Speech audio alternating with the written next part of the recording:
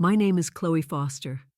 I'm 35 years old, and up until last Monday, I was the head of marketing for Sterling Vance, one of the most respected agencies in New Jersey. When they let me go, blaming budget cuts, even though my performance was flawless, I didn't say a word about the tech firm I secretly held a major stake in, or the waterfront house I owned outright. That same evening, my father, Robert, stared me down and said, "Get your things. We don't have room for failures here." Then, my husband Mark spat at me and walked out the door with his new woman. I never thought my entire world could disintegrate in less than a day, but what unfolded next changed everything. Before I get into the whole story, I'd love to know where you're all watching from, so drop a comment below. And don't forget to hit that like button and subscribe so you can see how every single one of them came to regret what they did.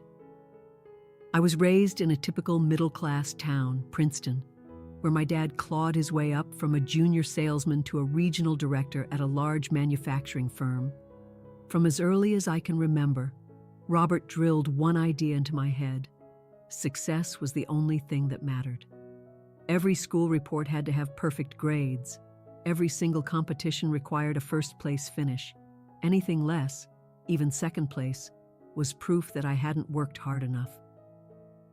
After I graduated with honors from NYU, I dove straight into the corporate grind, regularly pulling 60-hour weeks to prove my worth. My friends were out living their 20s, traveling, dating, making mistakes. I was chained to my laptop, driven by the desperate need to earn my father's pride. But the praise I craved never really came. Each time I hit a new milestone, he'd simply nod and say, "Good, what's next?"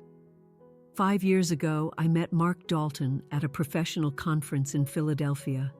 He was a sales engineer, incredibly charming and self-assured. I was an executive at a pharma company back then. His smile was magnetic, and from across a crowded ballroom, it found me. By the end of the night, we'd traded phone numbers. It was a whirlwind romance. 6 months later, we were engaged, and that next spring, we had a huge wedding that my father largely bankrolled, a fact he never let me forget. We settled into a beautiful colonial home in an affluent New Jersey suburb. On the surface, our life was a picture of success. Mark drove a high-end German sedan, and I ascended the ranks at Sterling Vance, securing the marketing director role by the time I was 32. We threw lavish dinner parties where our friends would compliment our home and what they saw as a storybook marriage. But behind our closed front door, a different story was unfolding.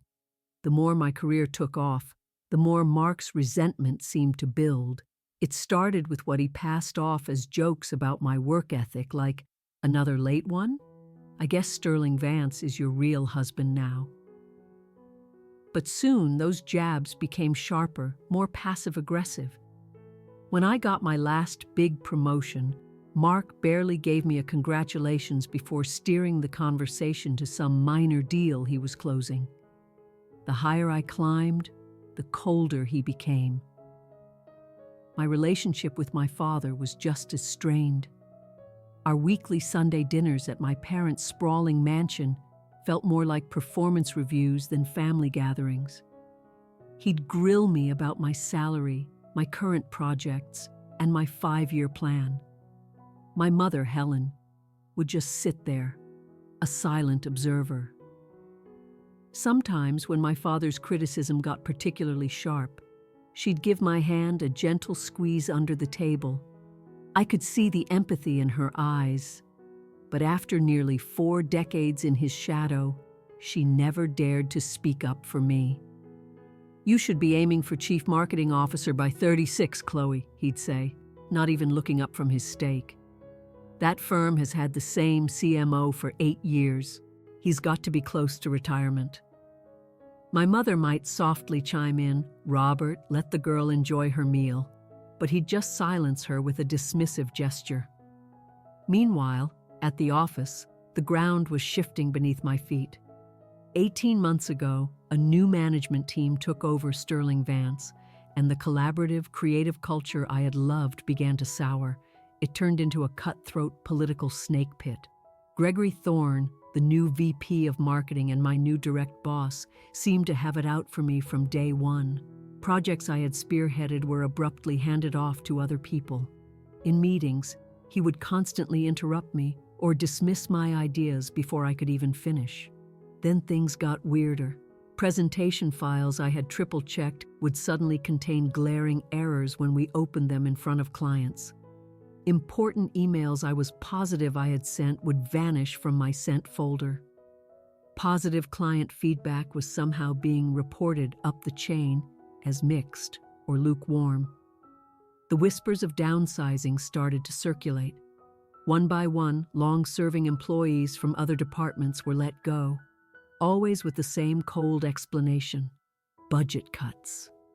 Claire, a colleague from the creative department, pulled me aside during a coffee run. "They're clearing house, Chloe," she whispered, her eyes wide. "They're pushing out anyone who was here before the new team arrived. They want their own people in every key position." What nobody in my life knew, not my family, not my husband, not my friends, was that 3 years prior, my grandfather had left me a substantial inheritance. We'd been very close, and he had quietly invested in some tech stocks that had exploded in value. With the inheritance came a handwritten letter. It said, "Chloe, always have your own escape plan. True independence is the only real security a person can have." I took his words to heart. I used a portion of that money to buy a beautiful waterfront house in Cape May, making sure the deed was solely in my name. I also funneled a significant sum into a fledgling tech startup called Nexus Innovations. What started as a modest investment blossomed as the company took off, eventually giving me a major ownership stake. I kept all of it a complete secret. Mark had always made snide remarks about financial independence in a marriage, insisting that couples shouldn't have secrets from one another. My father would have demanded I invest the money according to his expert advice, or he would have criticized me for not leveraging it to buy a bigger, more ostentatious house. That beach house became my secret refuge. I'd escape there for a weekend, telling everyone it was a work retreat or a girls' trip. This financial freedom was my private safety net, one I honestly never believed I'd have to use. But as my office environment became more toxic and my marriage more hollow, I found myself daydreaming about that house by the sea more and more. I just never imagined how fast everything would crumble, or how desperately I'd need the escape plan my grandfather had urged me to create. Monday mornings at Sterling Vance always kicked off with a departmental meeting, and this Monday felt no different. I was in early, as always, organizing my notes for a presentation on our new quarterly strategy. As my team filed into the conference room, I noticed a few unfamiliar faces from human resources mixed in. Pamela Winters, the head of HR, was there, and she almost never attended our marketing meetings. Gregory Thorne was the last to walk in. He deliberately avoided making eye contact with me as he settled into the chair at the head of the table. Just as I was about to start my presentation, he cleared his throat. "Before we get into the agenda," Gregory announced, his voice stiff and unnaturally formal, "I have an announcement to make. As part of our ongoing corporate restructuring, we are implementing some changes in the marketing department, effective immediately." My stomach clenched. Every single person in that room slowly turned to look at me. "Chloe Foster will be leaving Sterling Vance as of today," he said flatly. "We thank her for her service and wish her well in her future endeavors." The room went dead silent. My team members either stared down at their notepads or looked at me with a mixture of shock and pity. I was just frozen, the words not making any sense. Is this a joke? I finally stammered out. I assure you it is not, Pamela from HR cut in, sliding a thick folder across the polished table toward me. This contains your severance information and details on benefit continuation. We'll need you to clear out your personal effects from your office today. My voice was surprisingly steady, even as a storm of betrayal and humiliation raged inside me. On what grounds am I being fired? I demanded. We are eliminating your position as part of a departmental restructuring, she replied, her tone robotic. This decision is not related to performance. That was a bald-faced lie, and everyone in that room knew it. I had consistently blown my targets out of the water, secured major new clients, and had a file full of glowing reviews right up until Gregory took over. Security will now escort you to your office to gather your belongings, Pamela added. It's standard company policy for director-level departures. The sheer humiliation of being walked out by a security guard was a burning fire in my chest. I packed up my office under the gaze of a guard named Thomas, who at least had the decency to look apologetic as he stood by my door. My family pictures, my industry awards, the little ficus tree I'd managed to keep alive for 5 years, it all went into a sad cardboard box. When I tried to log into my computer one last time to grab some personal contacts, my access was already denied. My files, my personal photos, everything was gone. They had this whole thing planned out to the minute. As I was about to be let out, my former assistant, Jenna, slipped into my office.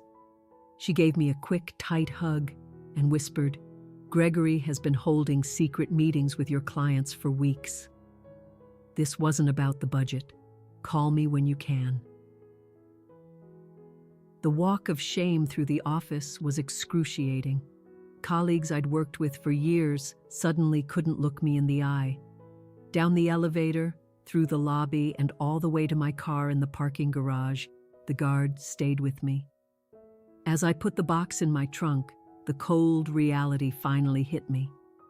After 7 years of loyalty, 60-hour weeks, canceled vacations, and endless personal sacrifices, I had just been thrown away like garbage.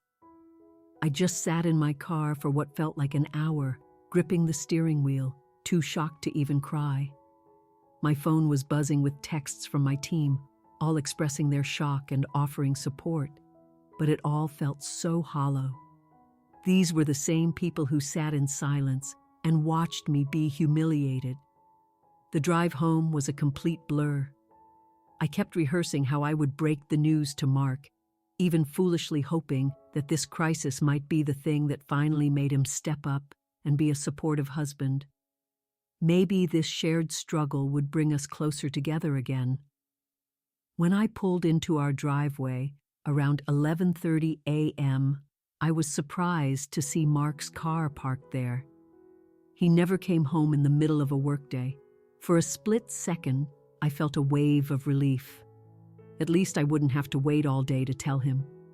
I walked in through the garage entrance, calling out, "Mark? You're home early." Something happened at work. The house was eerily quiet, except for some muffled noises coming from upstairs. As I walked up the stairs, I saw his briefcase and jacket just tossed on the landing. So unlike him, he was usually so neat. The door to our bedroom was slightly ajar. I pushed it open and my world stopped. Mark was there, hastily pulling on a shirt, his hair a mess. The shower was running in our ensuite bathroom. "Chloe, what are you doing home?" he stammered, pure panic in his voice. Before I could even form a word, his phone lit up on the nightstand. I saw it clear as day, a text from someone named Amber, followed by 3 heart emojis. "Who is Amber?" I asked, my voice a barely audible whisper. Mark's expression morphed from shock to pure rage in a heartbeat. "What are you doing going through my phone? And why the hell aren't you at work?" he snapped. "I just got fired. I said, my voice completely flat. And you didn't answer my question. Just then, the bathroom door creaked open, and a young woman, probably in her mid-20s, stepped out wrapped in my favorite bathrobe. She had long blonde hair, and she froze solid when she saw me. "You must be Amber," I said, shocking myself with how calm I sounded. "Chloe, this is not what it looks like," Mark started, slipping into his smooth salesman voice. "Really? Because it looks an awful lot like you're having an affair in our bed in our house on a Monday morning when you're supposed to be at your job." Amber scurried back into the bathroom, grabbing her clothes. Mark's face hardened. "You know what? This wouldn't be happening if you were an actual wife instead of some career-obsessed machine," he spat. "When was the last time you were even present in this marriage?" I ignored his attempt to flip the blame. "How long has this been going on?" I demanded. 6 months, he admitted, with a chilling lack of any remorse. "Amber gets me. She actually makes me a priority." 6 months. He'd been lying to my face for half a year. All those late nights at the office, all those drinks with clients. It had all been her. "I want you both out of my house," I said, my hands beginning to tremble. Mark actually laughed. "Your house? Chloe, I pay half the mortgage, remember? And speaking of money, how's that going to work for you now that you're unemployed?" A cruel, triumphant smile spread across his face. He'd been waiting for this, maybe even hoping for me to fail. "How did you know I lost my job?" "I just found out 2 hours ago." For a second, he looked confused, but then he just smirked. "I didn't. But honestly, I'm not surprised. You've been a mess for months." I took a step toward him.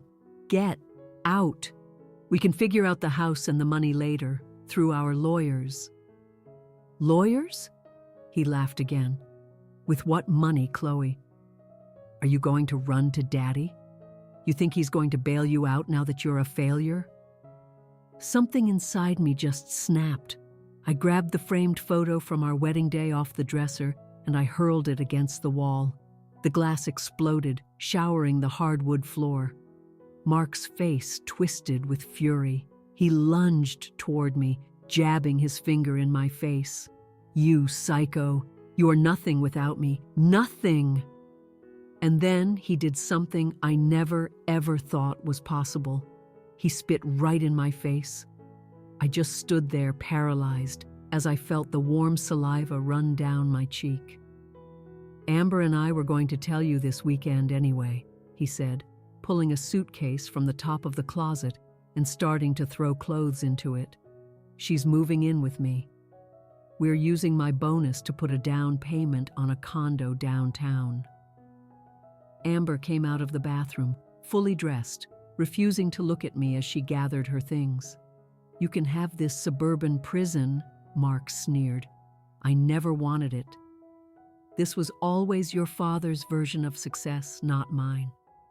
Just then my phone rang, slicing through the tension. My father's name was on the screen. "Perfect timing," Mark mocked. "Daddy's calling to check on his little investment. Maybe he can fix this for you too." I hit decline, but a text immediately came through. "Come to the house now. Your mother and I need to talk to you." Mark zipped up his suitcase and grabbed Amber's hand. As they reached the bedroom door, he looked back at me one last time. "I'll be back for the rest of my stuff. Don't even think about changing the locks if you know what's good for you." And then they were gone. I heard the front door slam shut, followed by the squeal of Mark's tires as he peeled out of the driveway.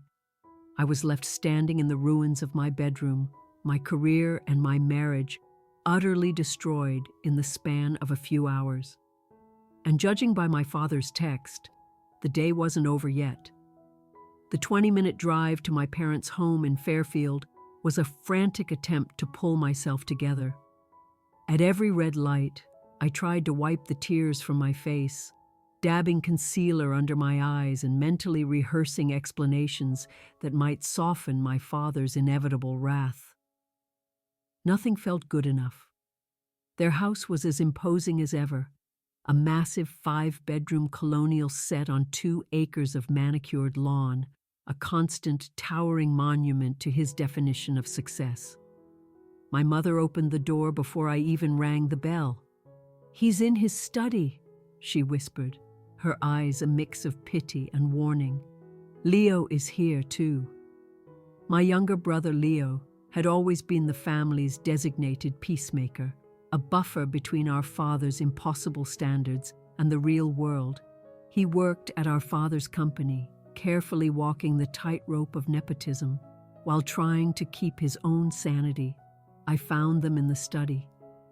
My father sat behind his enormous mahogany desk, and Leo was perched awkwardly on the edge of a leather sofa. Neither of them stood up when I walked in. "Sit down, Chloe," my father commanded, motioning to the chair directly across from him, positioning me like I was in a job interview. "I'd rather stand," I said, clinging to what little defiance I had left. My father's jaw clenched. "I got a rather troubling call this afternoon from Gregory Thorne. He's an old friend from the golf club." Of course he was. The one connection I never knew about suddenly explained everything about the last 18 months. "Gregory informed me that you were let go from Sterling Vance today. He mentioned they've had concerns about your commitment and performance for a while now." "That's a complete lie," I shot back, my voice rising. "I was their top director." This was a political hit job, not a performance issue. My father just waved his hand dismissively. "There are always 2 sides to every story, Chloe. The real question is, what's your plan?" No sympathy, no questions, no benefit of the doubt, just immediate crushing pressure for a solution. "I lost my job 6 hours ago, Dad. I don't exactly have a 5-point plan yet." "And that is precisely the problem," he retorted, standing up for emphasis. "You've always been reactive, not proactive. Success is about anticipating failure." My mother appeared with a tray of coffee, her default peace offering in times of conflict. "Dinner will be on the table in 30 minutes, she announced to the tense air. "I didn't realize I was staying for dinner," I said. "Of course you are," my father snapped. "We need to figure out your next move. Leo might have some contacts at Brunswick Marketing." Leo shifted uncomfortably on the couch.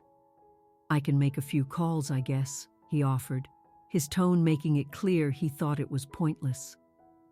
"I appreciate that," I said, "but right now I just need a minute to process everything that's happened." My father scoffed. "Time is a luxury you can't afford right now, Chloe.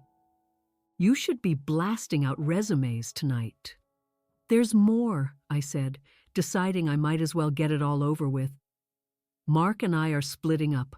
I came home today and found him with another woman." The room went silent. My mother's hand flew to her mouth, and Leo stared intently at the rug. My father just stood there for a long moment. "Well," he finally said, "maybe if you had spent a little more time focusing on your marriage and a little less time trying to conquer the corporate world, this wouldn't have happened." The words struck me like a physical blow. "Are you seriously blaming me for Mark cheating on me?" "Robert," my mother interjected weakly, "that's not fair." "Life isn't fair, Helen," he shot back, "and Chloe needs to face the truth. You fought for that last promotion, even when Mark told you he was worried about your hours. You insisted on that business trip to London when you were supposed to be at his company awards dinner. Actions have consequences." I couldn't breathe. "He's been having an affair for 6 months with some woman from his office. How exactly is that my fault?" "Men have needs, Chloe," he said, his tone condescending, as if he were explaining a simple concept to a child. "When their wives become too driven, too independent, men sometimes look for appreciation elsewhere." That's disgusting, I whispered. It's reality, he countered. And now, you've managed to lose your job and your marriage on the same day. What does that tell you about where your priorities have been? My mother tried again. Let's just have dinner. I made your favorite, Chloe, chicken piccata. We moved to the dining room, the silence thick with tension. The table was set with the good china and crystal, a completely absurd backdrop for the demolition of my life. I spoke to Mark this afternoon, my father announced as we sat down. The statement hung in the air. You what? He called me. He was very upset. Said you became hysterical and started throwing things when he tried to suggest a trial separation. He was in our bed with his mistress, I exclaimed, and he didn't suggest a separation. He spat in my face and walked out with her. That doesn't sound like the Mark I know, my father said calmly. He's always been a very level-headed young man. I'm sure you're exaggerating. Why would I make that up? I pleaded. Because you're emotional right now, he said coolly. Mark mentioned you've been unstable lately, probably because of all the stress at work. My brother finally spoke up. Dad, maybe we should just listen to Chloe's side of this before we jump to conclusions. My father completely ignored him. Mark also brought up some financial concerns now that you're out of work. He said he's worried about your spending habits. I let out a bitter, hollow laugh. My spending habits? Mark bought himself a $40,000 watch last month. He leases a brand new car every 2 years. Nevertheless, my father plowed on, you need to take a serious look at your finances. Your mother and I are not in a position to subsidize poor life choices. I haven't asked you for anything, I said quietly. Not yet, he replied. But with no job and a divorce on the horizon, it's just a matter of time. I put my fork down, my appetite completely gone. I will handle this on my own. How? Your entire skill set is tied to a company that just fired you. It's a small industry, Chloe. Word gets around. Gregory mentioned they might give you a decent reference if you go quietly, but that offer has a shelf life. I have savings, I said, even though I knew the joint account Mark and I had was probably already empty. Enough to cover a mortgage, lawyers, and all your living expenses. For how long? 3 months? 6? He shook his head in disappointment. This is exactly why I always preached about planning for the worst-case scenario. Robert, my mother said softly, maybe now is not the time for a lecture. Then when, Helen? After she's declared bankruptcy? After she's ruined her reputation beyond repair? He turned his cold gaze back to me. You have 1 week to find a new job, something comparable to what you just lost. Otherwise, don't come back here with your problems or your hand out for help. You can't be serious, I whispered. I'm always serious about success and failure, Chloe. You know that. I didn't raise my children to be quitters or to make excuses. I didn't fail, I insisted, my voice cracking. I was set up and pushed out by your golf buddy after years of dedicated, excellent work. Results are the only thing that matters in this world, he said, his voice like ice. And right now, your results are showing failure on every single front. I shot up from my chair, the legs scraping loudly against the floor. Thank you for dinner, Mom. I think I need to go. Chloe, please, my mother started, but my father cut her off. Let her go, Helen. Maybe some time alone will give her a chance to reflect on her choices. As I grabbed my purse and walked toward the door, my father's voice followed me. Remember what I said, Chloe. 1 week to put your life back together. Pack your bags and figure out where you're going. Failures don't belong in this family. The drive away from my parents' house was a storm of tears and fury. I had lost my job, my husband, and my family in a single brutal day. I had absolutely nowhere to go, no one to call, and no idea what was going to happen next. The Crestwood Hotel wasn't fancy, but it was clean, quiet, and blessedly anonymous.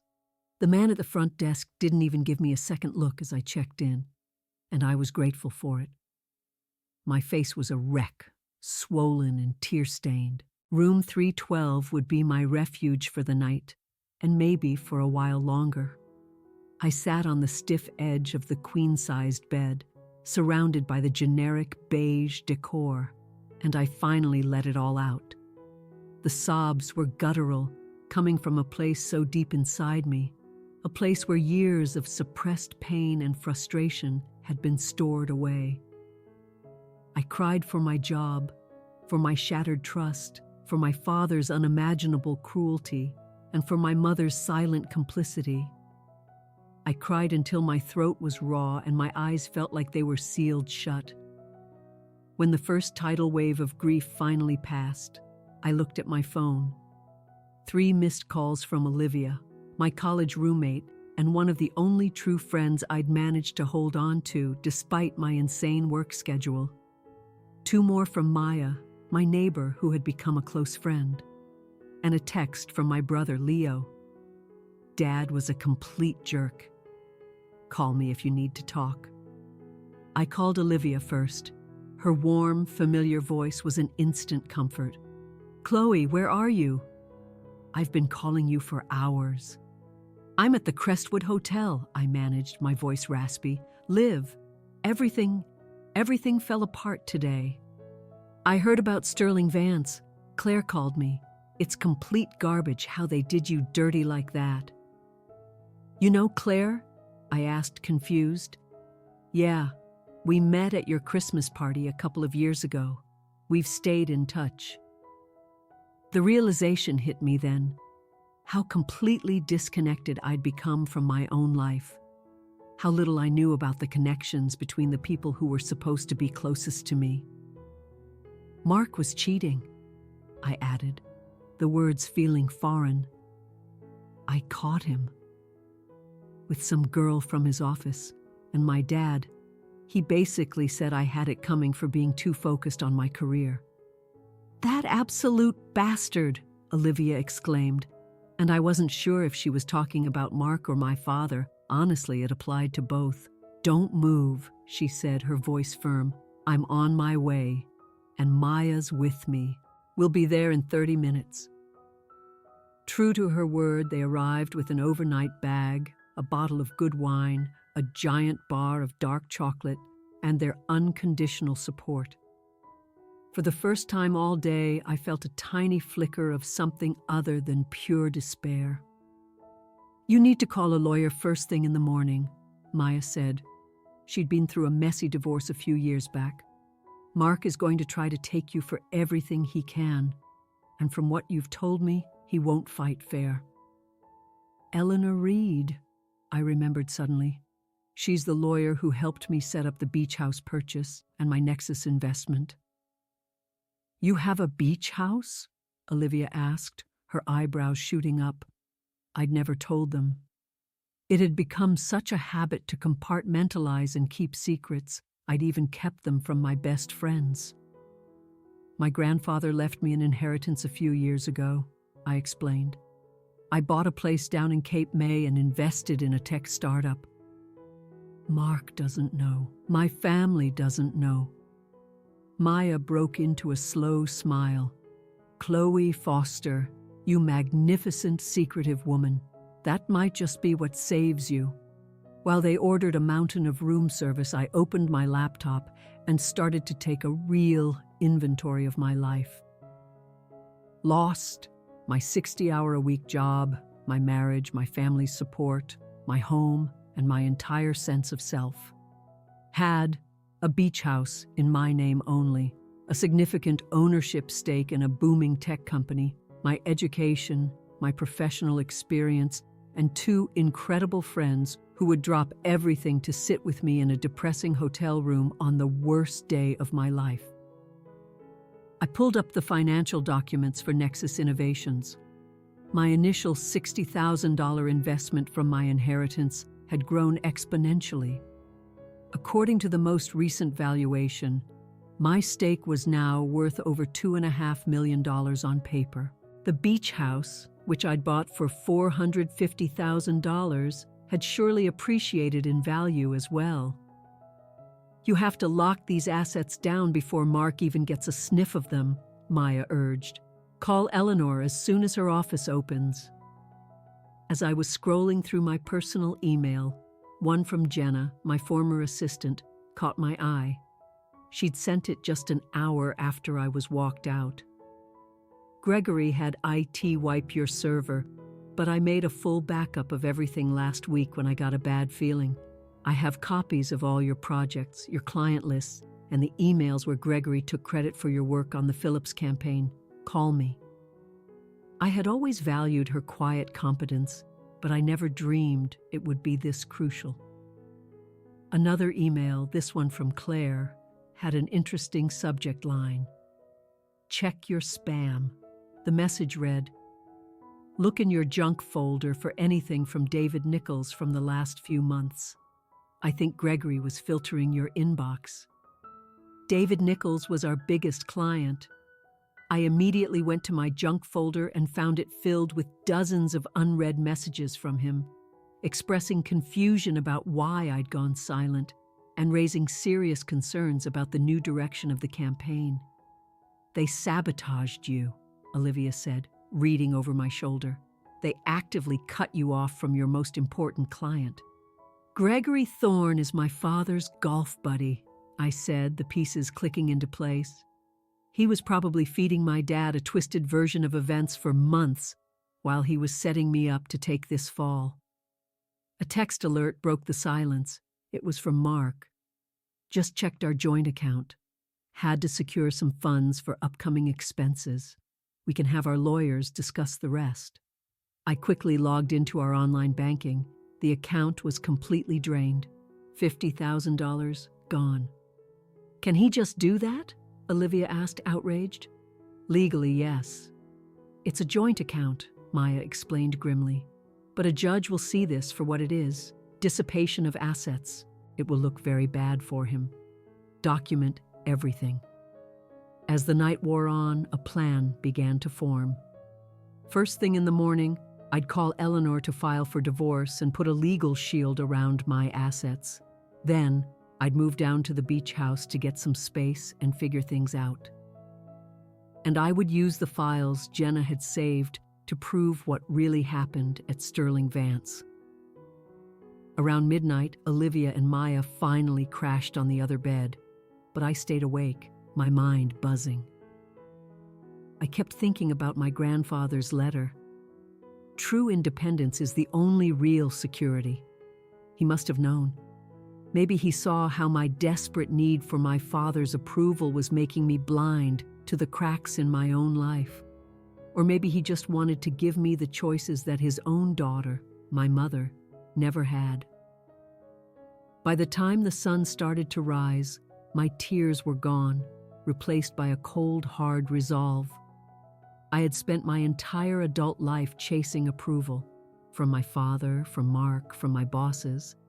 I had collected all the external symbols of success, but had completely neglected to define what success meant to me. That was over, today. As the first rays of light cut through the cheap hotel curtains, I made 3 vows to myself. 1. I would rebuild my life on my own terms, not by anyone else's definition. 2.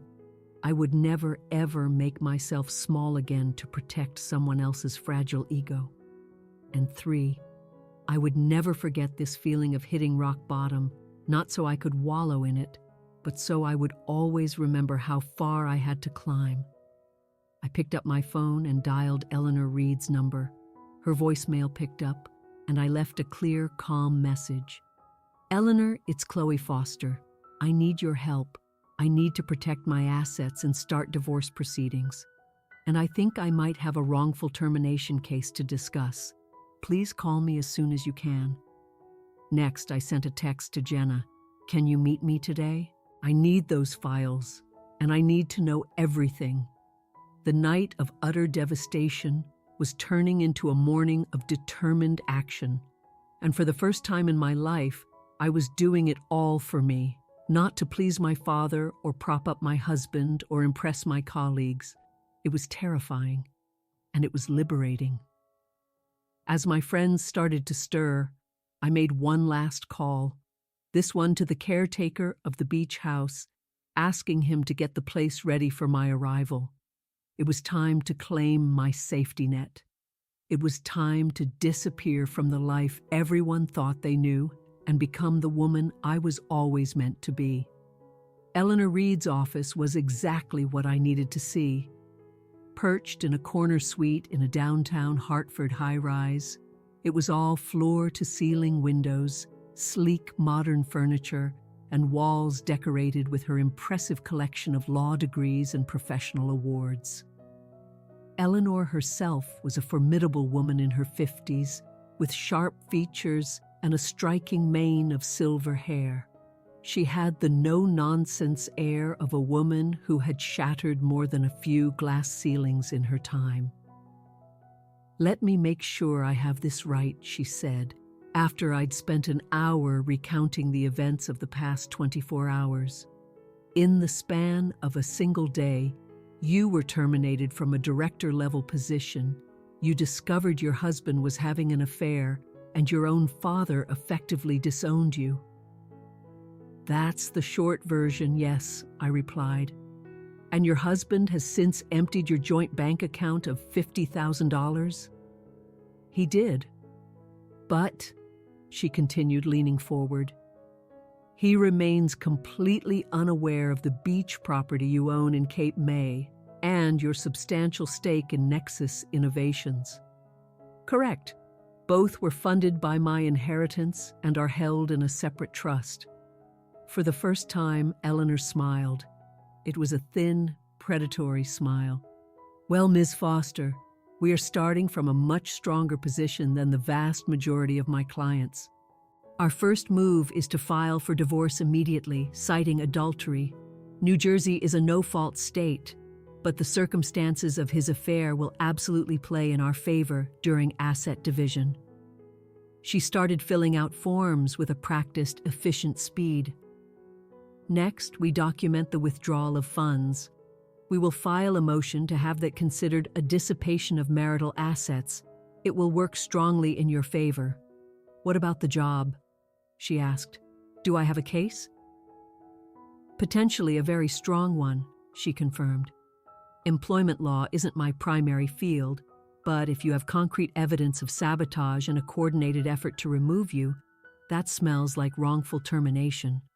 I can refer you to a colleague who specializes in exactly this." By the time I left her office 2 hours later, we had a plan. The divorce papers were being filed, the emptied bank account was documented, and a legal strategy was in place to shield my personal assets. Eleanor strongly advised me to relocate to the beach house full-time. "Establishing residency in Cape May will simplify the divorce proceedings," she explained. "And frankly, putting some real distance between yourself and the people who betrayed you is the best thing you can do for your mental health right now." I left her office feeling the first real sense of control I'd had in days. My next stop was the shore. The house was even more beautiful than I remembered. It was a modern 2-bedroom home built on a small bluff, with walls of glass that offered a panoramic view of the Atlantic. Mr. Jennings, the caretaker, had prepared it perfectly, stocking the fridge and opening the windows to let the fresh, salty air circulate. "Will you be staying for a while this time, Miss Foster?" he asked kindly as he handed me the keys. "Indefinitely, Mr. Jennings," I replied. "This is home now." That afternoon, I met Jenna at a quiet coffee shop halfway between our two worlds. She handed me an external hard drive. "Gregory had the IT department reroute all emails from your top-tier clients directly to his own inbox, starting about 3 months ago," she explained, her voice low. He would then reply, pretending to be you, but he would deliberately ignore key requests or alter the strategies you'd already established. How did you find out? I asked. She blushed slightly. The lead IT guy, Harold, has a bit of a crush on me. He mentioned the weird email routing, assuming I already knew about it since I was your assistant. The hard drive was a goldmine. It contained a clear, documented history of Gregory's sabotage, him taking credit for my work, altering my presentations just before I gave them, and systematically poisoning my relationships with my biggest clients. It was more than enough for a wrongful termination suit. It might even be enough for defamation. What are you going to do with all this? Jana asked. First, I said, I'm going to secure my own future. After that, there will be consequences. My next move was a call to the board of Nexus Innovations. As a major early-stage investor, I had a seat at the table, but I'd always been a passive member, letting the founders run their company. Now, I requested an emergency meeting. 2 days later, I was sitting across a table from Alex Mercer and Jordan Williams, the two brilliant co-founders of Nexus, in their sleek San Francisco office. I'd flown out on a credit card Mark didn't know existed. Chloe, we were surprised to get your call, Alex began. Is everything okay? Actually, no, I said bluntly. My personal and professional life has just undergone a radical shift, and I need to take a much more active role in my investments. I laid out my situation for them, sticking to the facts, without emotion. These were businessmen, and I needed them to see me as a peer. I see, Jordan said thoughtfully when I was done. So how can we help? 2 things, I said. First, I want to formalize my position here. I'd like to come on board as a chief marketing advisor. My expertise is exactly what this company needs as it moves into its next phase of growth. They exchanged an intrigued look. We've actually been talking about creating a marketing leadership role, Alex admitted. Your background is perfect. Second, I continued, playing my trump card, I think we should accelerate our next funding round. My inside intelligence suggests that Sterling Vance is in serious trouble, and that could create a unique acquisition opportunity for us. This was a bold move. Sterling Vance was a private company, but the industry rumor mill was buzzing with talk of client losses and a desperate search for new investment. If a disruptive tech company like Nexus suddenly signaled an interest in buying them, it would send shockwaves through the entire industry. By the end of that meeting, we had a deal. I was officially the new chief marketing advisor for Nexus Innovations, with a salary and, more importantly, additional equity in the company. And they had agreed to explore my aggressive strategy regarding Sterling Vance. The first shot was fired the following week. A major trade publication ran a story with the headline, Tech upstart Nexus Innovations signals interest in legacy marketing firm Sterling Vance. The article quoted me by name, identifying me as a major investor and the newly appointed chief marketing advisor, talking about the powerful synergies between digital innovation and traditional marketing. The fallout was instantaneous. My phone blew up. Former colleagues, old clients, industry headhunters, everyone wanted to know what was going on. The news caused a brief, speculative jump in Sterling Vance's valuation, which then came crashing down when a series of internal documents were mysteriously leaked to the press, detailing rising client dissatisfaction and deep management turmoil. Gregory Thorne called me himself, his voice tight with panic. What the hell do you think you're doing, Chloe? Just exploring new business opportunities, Gregory, I replied, my voice calm. Is there a problem? You know damn well what you're doing. The board is in full-blown crisis mode over these leaks and the acquisition rumors. Well, perhaps they should have thought about that before they decided to fire their top-performing director under false pretenses, I suggested sweetly. By the way, how is the Phillips account holding up? I heard David Nichols was pretty unhappy with the recent campaign strategy. I heard his sharp intake of breath. He knew I had him. The Phillips account was worth millions, and it was clearly on the verge of collapse. "What do you want?" he finally asked, his voice defeated. "Nothing from you, Gregory," I said honestly. "I've moved on. But I would suggest you have your HR department take another look at those termination papers they drew up for me.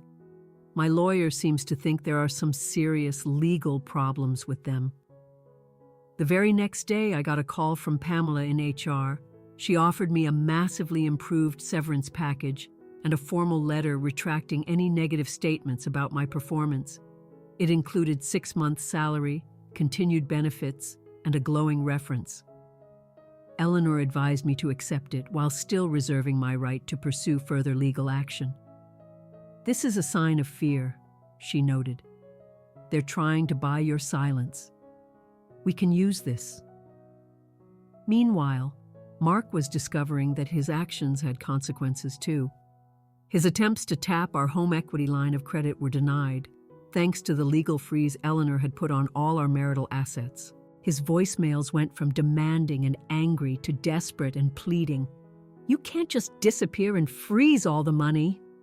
One message whined, "We need to talk about this like adults." I forwarded every single one to Eleanor without comment.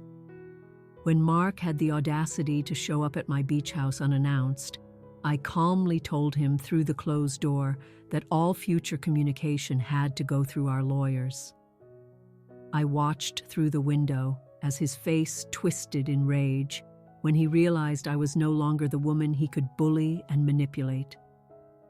When he started pounding on the door, I called the local police, who escorted him off my property with a firm warning about trespassing. The most shocking call of all came from Amber, Mark's mistress. "I need to tell you something," she said, her voice shaking when I reluctantly picked up. "Mark has been lying to me too. We met at a neutral location, a diner halfway between Cape May and her town. In the harsh daylight, she looked even younger, barely 25 and terrified. He told me you two were already separated," she began. "He said you'd agreed to a divorce months ago, but were just keeping up appearances for financial reasons." "That was a lie," I said simply. "I know that now," she said, pushing a folder across the table. "He also has a gambling problem. A bad one. These are credit card statements I found in his apartment. He's been hiding them from you." The statements showed over $70,000 in cash advances at various casinos over the last year. Mark hadn't just emptied our joint account. He'd been systematically draining our finances for a long time. "Why are you showing me this?" I asked, genuinely curious. Her face hardened. "Because he used me. And when I confronted him about lying about your marriage, he got scary. He started screaming at me." I recognized the pattern. I'm not going to be the next woman he does this to.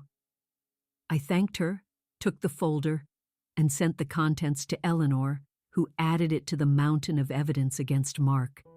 His financial deception made it almost certain he would get nothing from my personal assets. 3 weeks after what I had started calling the collapse, my father finally tracked me down. He just showed up at my door one Sunday morning, looking lost and uncertain. "Your mother is worried sick about you," he said, unable to admit his own concern. "I'm fine," I replied, making no move to let him in. "You haven't been answering our calls." "I've been a little busy," I said, "rebuilding the life that imploded while you were out playing golf with Gregory Thorne." His eyes widened. "You know about that." "I know a lot of things I didn't know a month ago," I said. like how my own father was actively undermining my career by feeding information to my boss, and how he was so quick to believe the absolute worst of his own daughter. That's not fair, Chloe. I was just concerned about your work-life balance. No, you were concerned about losing your grip. You've always been about control. You controlled Mom her entire life, and when I started to build my own success on my own terms, you couldn't stand it. He actually flinched. I only ever wanted what was best for you. What you thought was best, I corrected him. You never once stopped to ask me what I wanted or what I needed. And when my world fell apart, you kicked me when I was down instead of offering me a hand up. I was trying to motivate you, he insisted, to force you to bounce back. By calling me a failure? By taking Mark's side without even hearing mine?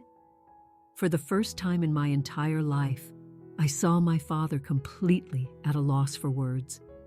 If you want to have a place in my life going forward, I said, my voice steady, things are going to be very different. I make my own calls now. I define my own success, and I will not tolerate disrespect, not from anyone, not even from you. I closed the door, gently but firmly, leaving him standing alone on my porch with the sound of the ocean behind him. Through the window, I watched him stand there for a long time before he finally turned, walked back to his luxury sedan, and drove away. That evening, I got a text from my mother. I'm so proud of you, more than you'll ever know. It was the most independent thing I had ever heard her say. My comeback was in full swing. With a secure home, a new career path, and legal protections in place, the crisis was over. Now came the long game, reshaping my life, and just maybe enjoying watching the people who underestimated me deal with the fallout. 6 weeks after the collapse, I was standing on my deck, coffee mug in hand, watching the sunrise paint the Atlantic sky. These quiet mornings had become my sacred ritual, a time to breathe and reflect on the seismic shifts in my life. My phone buzzed. It was a news alert. Sterling Vance stock plummets amid client exodus and executive shakeup. A slow smile spread across my face as I read the article. It was exactly as I'd anticipated. After the leaked reports of client dissatisfaction, 3 of their major accounts had pulled their business, citing strategic misalignment and a breakdown in their relationship with the firm. The Phillips account, worth over $7 million a year, was the first to leave. The article went on. In a shocking turn of events, Vice President of Marketing Gregory Thorne and several other senior executives have been terminated by the board of directors, following an internal investigation into client management practices and potential ethical breaches. Justice, it turned out, was a dish best served by corporate implosion. I hadn't leaked those reports myself, but I had a pretty good idea who did. Jenna, my quietly brilliant former assistant, had a surprising network of allies inside the firm, and she had simply made sure the truth found its way to the right people. My phone rang. It was Claire. "Did you see the news?" she asked, not even bothering with a hello. "Just reading it," I replied. "How is it on the inside?" "Absolute chaos," she said, and I could hear the satisfaction in her voice. The board brought in forensic auditors. They found out Gregory was faking client feedback reports for months. They also found the digital trail of him rerouting your emails and stealing your strategies. "And Pamela from HR?" I asked. "Resigned yesterday. Word is, she was warned about her own legal exposure for her role in your termination." The conversation then turned to Claire's future. With the leadership vacuum, she'd been offered a promotion, but she was hesitant. "Actually," she said, "I was wondering, what are the opportunities like at Nexus Innovations?" Their whole approach to marketing is fascinating. It was the third call like that I'd gotten from a former colleague that week. I promised to forward her resume to the hiring team, carefully recusing myself from the process to avoid any hint of poaching. My own consulting firm, Foster Strategic Communications, had officially launched 2 weeks prior and had already signed 3 major clients, including David Nichols, who was thrilled to be working with me directly again. The second bedroom of the beach house was now a fully functional home office, and I'd hired a virtual assistant to handle my scheduling. Later that morning, Eleanor called with a divorce update. Mark's lawyer just reached out about a settlement, she reported. Suddenly, they're very eager to resolve this as quickly and quietly as possible. Why the sudden change of heart? I asked, though I already suspected the answer. It seems your husband's gambling debts were just the tip of the iceberg. He also borrowed a significant amount of money from some less than reputable lenders. He needs cash, and he needs it yesterday. How much is he asking for? That's the most interesting part, Eleanor said. He's offering to sign away any and all claims to your separate assets, the house, the Nexus shares, everything, in exchange for a one-time payment of $50,000 and forgiveness of his half of the marital debt. It was a shockingly good offer. Mark could have dragged this out for years. What's your advice? I asked. Take it, she said, without a moment's hesitation. It's a clean, fast break at a minimal cost. We have him cornered, and he knows it. I agreed to the terms. A strange wave of relief mixed with sadness washed over me. Even after all the betrayal, closing the final chapter on my marriage felt significant. That evening, I signed the settlement papers. Within a week, my divorce would be final, just 2 months after it all began. The next day, another unexpected visitor appeared at my door. It was Amber.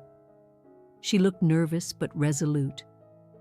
I'm sorry to bother you, she said, but I thought you should know. Mark is telling everyone that you forced him into an unfair settlement. That doesn't surprise me, I replied, surprised to find that I didn't really care what lies Mark was telling anymore. I told him to stop, she continued. We got into a huge fight about it. He got physical. It was only then that I noticed the faint yellowish bruise near her temple, poorly hidden with makeup. Are you okay? Do you need help? I asked. She shook her head. I'm staying with my sister. But I wanted you to know that I filed a police report, and I also saved the texts where he bragged about what he and your father did to you. My father? I asked, suddenly on high alert. Mark said your dad had been feeding him information about your problems at work for months. He said they had discussed how to handle you when you finally had your breakdown. She showed me the text exchanges on her phone, a damning confirmation of their conspiracy. Can I have copies of those? I asked, my voice dangerously calm. That's why I came, she said. I thought you deserved the whole truth. After she left, I forwarded the screenshots to Eleanor with a simple note. For your files. No action needed. The knowledge of my father's deeper betrayal stung, but it didn't have the power to break me anymore. Speaking of my father, he had tried to see me 3 more times since that first disastrous visit. Each time I declined, telling him I needed more space. His most recent text, however, had shown the first flicker of self-awareness. I may have been wrong about some things. When you're ready to talk, I promise I will listen more and lecture less. It was a start. My mother, on the other hand, had been calling me every week.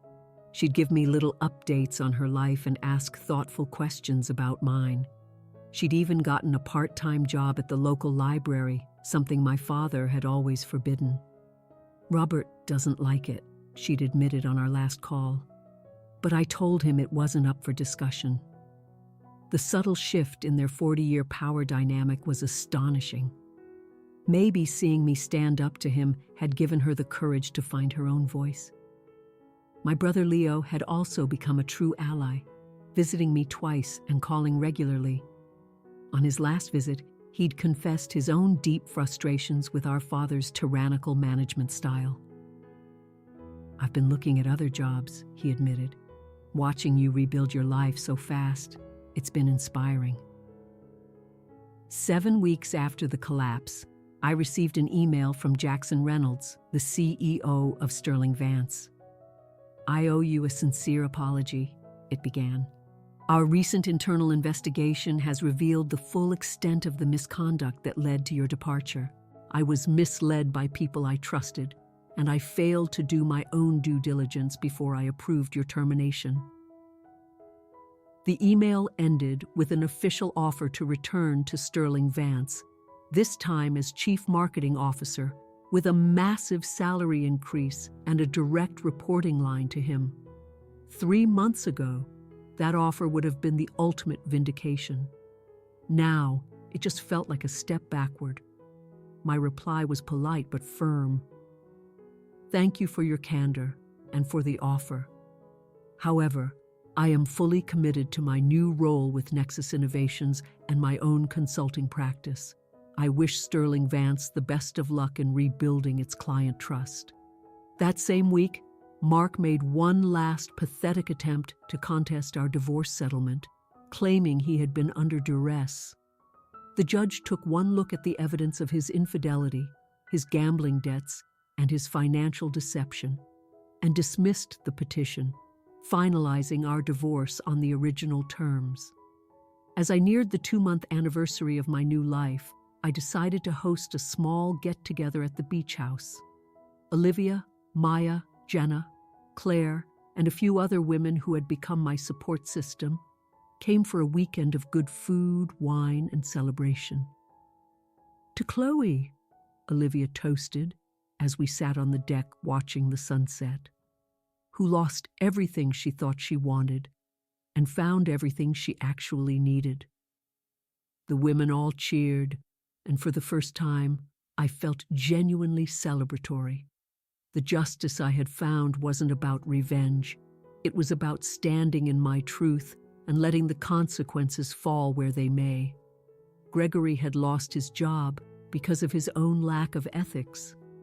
Mark had destroyed his own life through his lies and addictions. My father was slowly learning the cost of his control as his family began to slip from his grasp. And I had discovered that losing everything was the only way I could have been freed to create something that was truly and authentically my own. A year after what I no longer call the collapse, but the transformation, I stood in the living room of my renovated beach house, celebrating my 36th birthday. The changes to the house mirrored the changes in me. The generic art was gone, replaced by vibrant pieces from local artists. The uncomfortable, functional furniture had been replaced by things that were beautiful and brought me joy. The heavy drapes were gone, and the huge windows were wide open to the ocean, flooding the room with light. My professional life had transformed too. Foster Strategic Communications had grown to a boutique firm with 5 employees and a waiting list of clients. My advisory role at Nexus had expanded, and the company had successfully acquired key assets from the struggling Sterling Vance, a move the industry press called revolutionary. "Speech!" Olivia called out, raising her glass. A year ago, I would have had a speech meticulously prepared and rehearsed. A ripple of knowing laughter went through the small group of friends. "Today," I began with a smile, "I'm just going to speak from the heart, which is a new skill I've been practicing." When my life imploded 12 months ago, I thought it was the end. My career, my marriage, my family, my identity, it all vanished in a flash. I looked around at the faces of the women who had propped me up. What I didn't see then was that I had been living in a gilded cage, one that others had helped build, but that I had dutifully maintained. Losing it all forced me to ask the terrifying question, who am I when all the labels are gone? The room was quiet. The answer didn't come overnight. It came in therapy sessions, where I learned to untangle my self-worth from my achievements. It came in quiet mornings watching the sunrise, journaling about the woman I wanted to be. It came from rebuilding relationships based on honesty instead of performance. I gestured toward the endless ocean outside. I've learned that healing isn't a straight line. There are still days I get angry about the betrayals, days where the old people-pleasing habits try to creep back in. But those days are fewer and fewer. I raised my glass. So this is a toast to all of you who stood by me, and to those who are no longer in my life, for teaching me the most powerful lessons about what I will and will not tolerate. Thank you. The party went on, but I took a moment to reflect on where everyone had ended up. Richard's downfall was as swift as it was complete. His gambling addiction consumed him. He lost his job, and his reputation was so toxic no one else would hire him. The last I heard, he was working as a casino host in Vegas, still chasing a win that would never come. It brought me no pleasure, just a sad, distant pity for the man he might have been. I had forgiven him, not for him, but for me. My father's journey was more complicated. He'd had a minor heart attack a few months after our confrontation, a wake-up call that forced him to reevaluate his entire life. During his recovery, my mother had stepped up, and by the time he was back on his feet, the power dynamic in their marriage had permanently shifted. She was her own person now. Our reconciliation was a slow, careful process, built on his newfound ability to listen instead of lecture. It was fragile, but it was real. My brother, Leo, had finally quit the family business and was thriving at a competitor. Separating professionally had ironically saved their personal relationship. My own healing was a daily practice. I had even started dating again, cautiously. Daniel, an investment advisor I'd met through work, was kind, respectful, and genuinely celebrated my success. There was no competition, only partnership. One of the most rewarding parts of my new life was a mentorship program I started for women in business, creating the kind of supportive community I wished I'd had. A few months ago, I found another letter from my grandfather tucked inside an old book.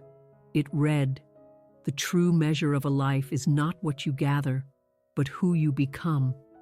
Always choose growth over comfort, authenticity over approval, and freedom over security.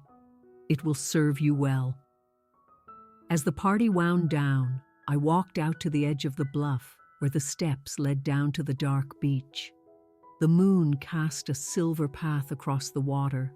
I thought about the lessons of the past year. That true security comes from within. That crisis reveals true character. That rock bottom is a solid foundation on which to build. And that the greatest freedom is owning your own story, the painful chapters and the triumphant ones. I turned back toward my house, the warm lights glowing against the night sky, and I felt a profound sense of gratitude. The collapse had been brutal, but it had led me here, to a life that was finally completely my own, and I wouldn't change a thing. Have you ever had a moment where losing everything led you to find what you truly needed? I'd love to read your stories of transformation in the comments. If this story resonated with you, please give it a like and subscribe for more stories of resilience and finding your own strength. And if you know someone who needs to hear this message, please share this video. It could be the reminder they need that our greatest challenges often lead to our most profound growth. Thank you for listening to my journey.